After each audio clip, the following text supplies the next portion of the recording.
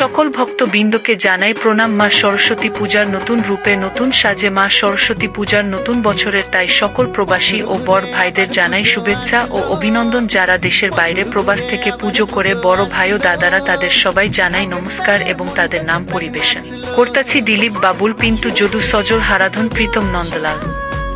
দেশ থেকে অনেক দূরে আজ, তবু মন দেশে যায়। সরস্বতী মায়ের পুজো এলেই মনটা কেমন হয়।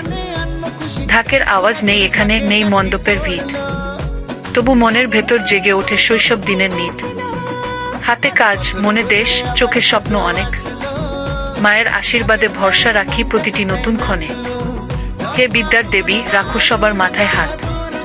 প্রবাসী ভাইদের জীবন ভরুক সাফল্যের আলো প্রভাত।